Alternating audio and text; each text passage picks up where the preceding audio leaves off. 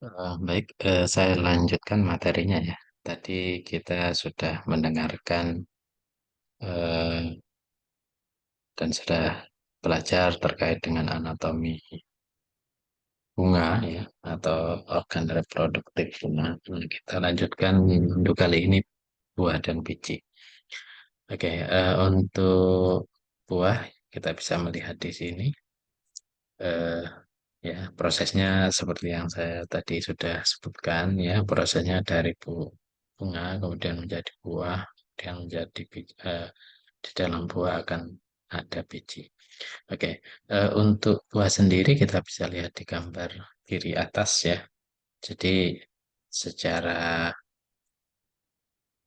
apa namanya? Secara umum ya, secara umum kita bisa melihat bagian-bagiannya, bagian-bagian dari buah ya, bahwa eh, ini di sini saya contohkan dua buah ya. Yang pertama tomat, kemudian yang kedua buah drupa di sini ya seperti mangga lah ya. Jadi secara umum yang namanya kulit, ya, yang namanya kulit buah itu disebut dengan istilah perikap.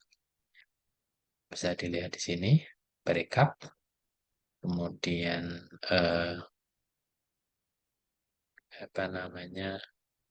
Kita bisa juga melihat ya beberapa organ bunga yang masih tetap melekat ada atau masih tetap ada ketika sudah menjadi buah. Ini contohnya pedangkel sama sepalnya itu kan masih ada di buah ya. Karena sebenarnya buah itu kan apa namanya berasal ya, atau asal katanya kan dari ovarium. Kalau biji kan asalnya kan dari ovul kan gitu ya. Jadi eh, kita bisa melihat di sini yang namanya bagian-bagian buah. Mungkin kita bisa melihat yang bawah saja ya, yang lebih jelas. Ya, secara umum pelindung biji. Pelindung biji itu kita bisa lihat di sini ya. Biji itu kan dilindungi oleh buah ya, untuk buah-buah drupa.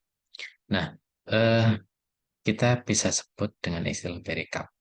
Dan perikap itu sendiri akan dibagi menjadi tiga bagian ya. Yang paling luar atau outer skin itu disebut dengan istilah epikap. Ada juga yang bilang exokap, nah sebenarnya sama saja ya. Bagian terluar, kemudian yang berikutnya adalah mesokap. Nah, mesokap ini bagian tengah ini untuk beberapa tanaman ya yang biasa kita manfaatkan sebagai makanan, artinya fleshy atau daging buah ya gitu. Ini bisa dimakan seperti mangga kan kita makan ini ya. Nah, kemudian ada endokap. Endokap ini setelah mesokap posisinya ya. Setelah mesokap disebut dengan istilah inner stony wall kalau di buah-buah seperti mangga ya. Dan kemudian ya setelah itu maka ada bagian-bagian yang ada di biji. Dan biji itu kan ada bagian-bagian juga tersendiri ya. Jadi ada baby plant atau embrio, kemudian ada endosperma untuk penyuplai nutrisi makanan ya. Kemudian ada coat juga. Jadi ada lapisan luar juga. Ya, nanti di biji kita akan bahas lebih lanjut. Nah, untuk ini saya ambil contoh ya. Bagaimana penampakannya di bawah mikroskop. Saya ambil contoh dari olive plant. Ya, olive plant kita semua kenal olive oil kan gitu ya. Ya, ini olive plant ya memang tidak bukan bukan tanaman tropis ya, tapi kan kita juga sering mendengar istilah olive olive oil lah terutama ya. Nah, kita bisa melihat, jadi penjelasannya ini saya ambil dari artikel jurnal ya. Dari artikel jurnal bisa dilihat di sini gambar A sampai C itu adalah exocap. Jadi bagian terluar ya, dari buah. Ya. Penampakannya ini ABC itu tidak sama. Jadi ini ceritanya ya ceritanya. Ini penampakan permukaan exocap dari olive dengan varietas yang berbeda, dari varietas yang berbeda. Kita bisa melihat di sini ya eh, permukaannya yang varietas A, varietas B dan juga C ya. Ini pengambilan gambarnya yang C ini irisannya eh, apa ini permukaannya kemudian masuk ke dalam. Jadi kelihatan sel-selnya. Kalau ini yang A, B, A dan B ini permukaan saja. Di itu kemudian yang D sampai G kita bisa lihat di sini ya. D, E, F, G kita bisa lihat di sini. Jadi ini eh, apa namanya ketika kita melihat penampakannya kita kita melihat irisannya dari luar menuju ke dalam X ini kita bisa lihat exocap ya dengan lapisan yang tipis kita bisa melihat kemudian di bawahnya ada hypodermis. Jadi hipodermis ada di sini sel-selnya jauh lebih besar daripada epidermis dan yang masuk ke dalam lagi mesokapnya jauh lebih besar lagi selnya kita bisa melihat di sini.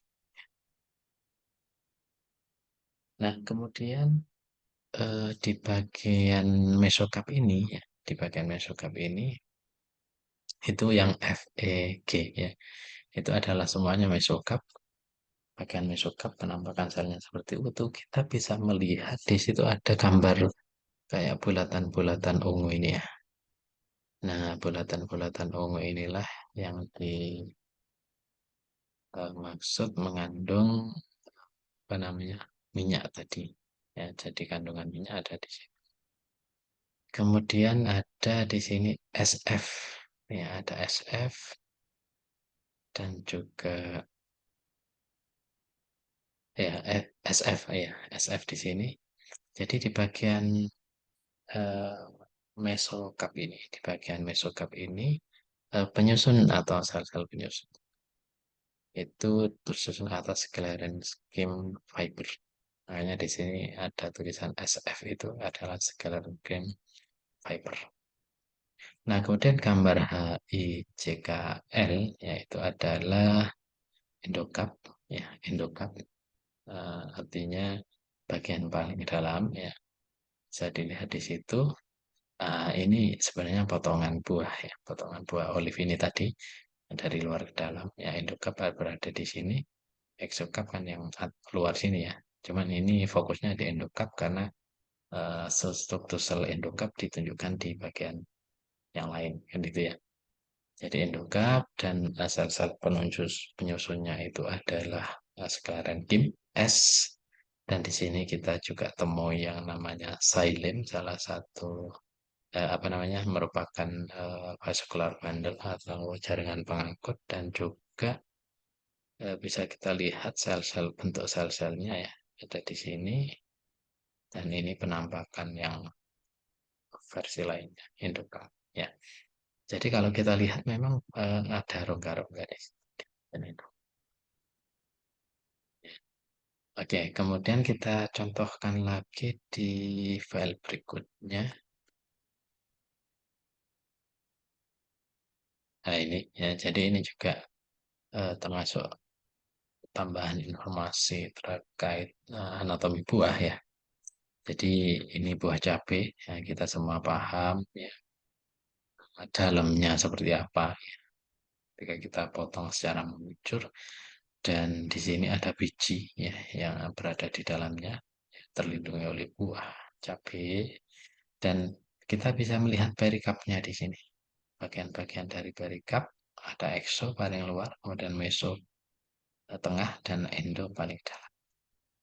Dan yang buat pedas atau rasa pedas itu sebenarnya ini. Jadi capsaicin di sini ada kelenjarnya. Ya, kelenjar yang mengeluarkan capsaicin. Makanya seringkali capsaicin itu menempel pada biji ya karena memang ini tempat menempel biji pada cabai ya. Jadi tidak menempel di buah atau di kulit buahnya ini tidak ya. Oke, kalau kita potong secara cross section, nah ini kita bisa melihat di sini ada septum-septum kan ada septum-septum di dalamnya, mirip juga kayak tomat kan ada septum atau sekat-sekat ya. Kemudian kalau lokasi atau yang ruangan itu adalah lokus atau chamber dan bagian tengah ini disebut dengan istilah placenta. Nah, ini ketika kita lihat di dalam di bawah mikroskop, ya, walau saya tidak kesulitan mencari yang Capsicum anum, makanya saya carikan perikap dari satu genus Capsicum. Jadi mirip-mirip, hanya saja lokus dan septumnya agak berbeda di sini ya. Nah, kita bisa melihat. Kalau yang A ini kan masih muda, jadi belum ada septum-septum. Ya. Kemudian yang B kita bisa melihat di situ eh, apa namanya sekat-sekat yang ada, dan yang C ini adalah penampakan ini ya, penampakan ini di close up. Ya, penampakannya di close up mulai dari exocarp, mesocarp, dan endocarp ya. Penekanannya adalah pada endocarp ini atau pada bagian yang makin ke dalam, ya, bagian makin ke dalam itu ada sel-sel yang berukuran besar. Makanya di artikel ini ya disebut dengan istilah giant cell. Nah, giant cell ini akan muncul ketika sudah mulai dewasa. Ya, di gambar A ini kan masih muda sehingga tidak ditemukan yang namanya giant cell. Baru kalau sudah agak mulai matang itu ya buahnya, maka akan ditemui giant cell. Nah, ini saya contohkan lagi gambar yang kanan. Jadi ini beda dengan yang tadi ya. Kalau yang tadi yang kita jelaskan sebelumnya adalah yang buahnya itu fleshy atau ada dagingnya, berdaging gitu ya. Nah, bagaimana dengan buah kering kayak padi, jagung dan seterusnya? Maka ini penampakan perikapnya ada di sini. Nah, ini kita bisa lihat perikap yang ada di sini. Setelah perikap langsung di situ ada seed coat-nya atau testa. Ya, langsung ada seed coat atau testa. Ini contoh pada padi atau barley mungkin ya, dan juga pada wheat lah ya. Kemudian yang berikutnya yang bawah ini ada jagung. Ini ada jagung. Jadi keduanya ini kan dia cadangan makanannya berupa endosperm. Ya, berupa endosperm dan apa namanya? Kita juga bisa melihat di sini perikapnya mana untuk yang jagung ini. Perikap. Nah, ini perikapnya ya. Jadi perikapnya ada di sini eh, untuk jagung ya.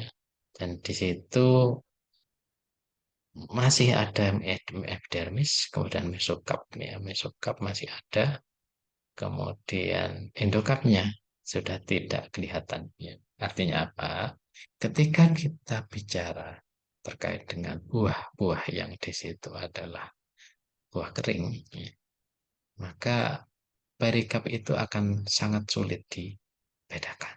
Ya, berbeda dengan apa namanya buah-buah yang memang berdaging, ya, seperti mangga, seperti tomat, seperti cabai. Ya, kita bisa sangat dengan jelas memisahkan ya, atau membedakan exocap mana, mesocap mana, endocap. Ya, jadi kita bisa bandingkan ya antara buah berdaging dengan buah yang kering. Ya, bisa seperti itu. Sehingga langsung apa yang kelihatan? Langsung ke seed coat di sini yang kelihatan. Ya, langsung seed coat atau apa apa kulit biji. Ya, seed coat kulit biji. Nah, sedangkan di apa namanya di buah berdaging, ya memang nanti secara mendalam akan kita lihat juga ya bagian bijinya. Oke. Nah, mungkin itu dan ini kayaknya slide yang paling akhir, yang terakhir ya. Kita bisa lihat ini saya contohkan. Eh, Kalau ini adalah anatomi biji, ya mungkin kalau di PPT-nya yang original yang ada di MMP sangat kompleks dan sangat lengkap ya. Tapi saya kira cukup satu slide saja untuk anatomi biji ini. Jadi eh, saya ambil contoh dari angiosperm. Ya. Saya ambil contoh angiosperm di mana bijinya terbagi menjadi embrio, ya kan? Tadi kita bisa lihat embrio, kemudian food storage atau nutritive tissue, dan seed covering atau coat yang kita kenal dengan istilah testa. Jadi tiga bagian ini yang ada di biji. Ya, kita bisa lihat contohnya di sini ya. Ini adalah biji atau eh, jagung ya. Yang di sini adalah biji bin ya, yang mewakili dikotil, sedangkan jagung mewakili monokotil. Kita bisa lihat ya. Seed code ada di sini ya. Kemudian ya tentu saja fungsinya adalah melindungi biji ya, melindungi biji apalagi yang biji-biji kering ya, biji-biji kering. Nah, kemudian embrionya ya. Embrio ini yang nanti akan berkembang menjadi tanaman baru ya, menjadi tumbuhan baru ya. Kemudian bagian-bagiannya apa saja kita bisa lihat di sini ada epikotil. Ada epikotil, ada hipokotil, bagian atas, hipokotil bagian tengah, dan radikul atau radikel. Yang ini nanti akan berkembang menjadi akar pertama yang akan muncul dari suatu tumbuhan. Ya, akar pertama dari biji disebut dengan istilah radikula, berasal dari radikula.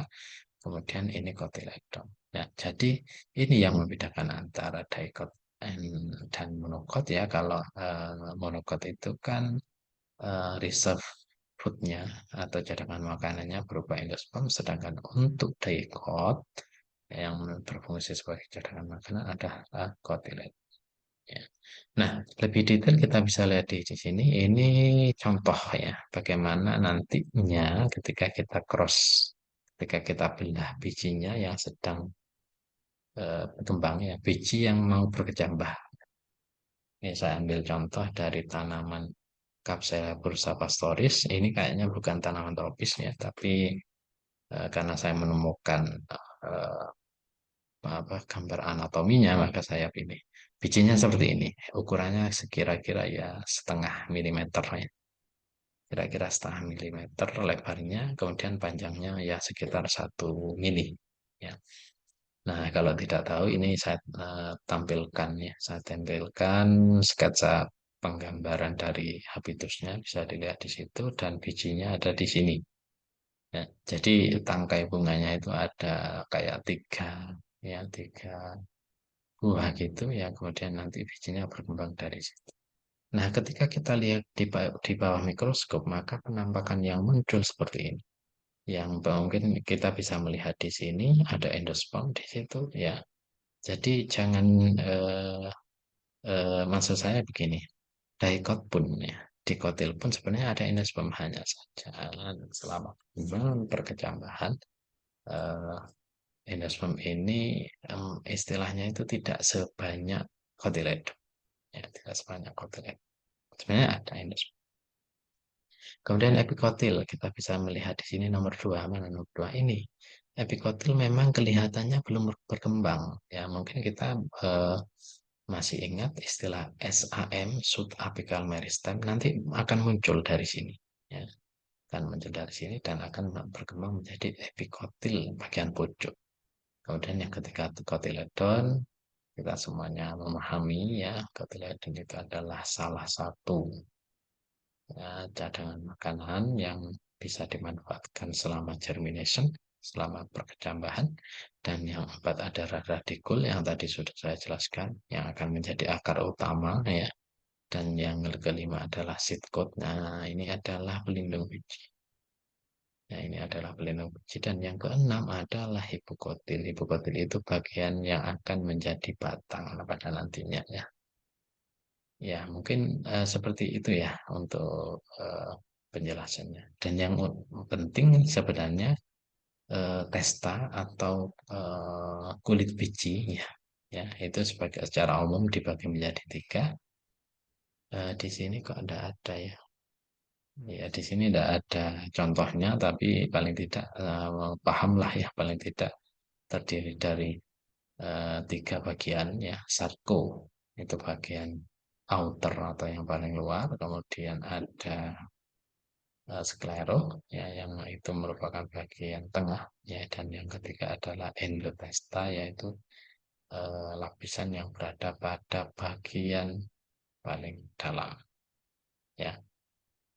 Saya kira mungkin ini saja ya untuk diketahui terkait dengan anatomi biji. Nanti di semester 3 ya akan ada mata kuliah perkembangan tumbuhan. Itu ya yang dibahas ya pastilah namanya perkembangan tumbuhan akan mulai dari terjadinya polinasi, fertilisasi, sampai perkecambahan biji. Ya. Jadi tidak jauh dari struktur tumbuhan karena struktur tumbuhan itu kan basic sebelum kita belajar perkembangan tumbuhan, kemudian sistematika tumbuhan dan fisiologi tumbuhan. Jadi saling berkaitan.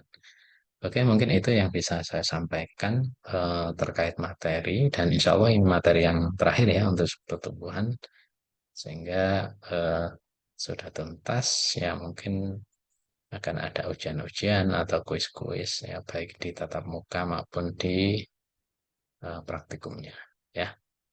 Oke, mungkin itu yang bisa saya sampaikan. Saya akhiri. Assalamualaikum warahmatullahi wabarakatuh.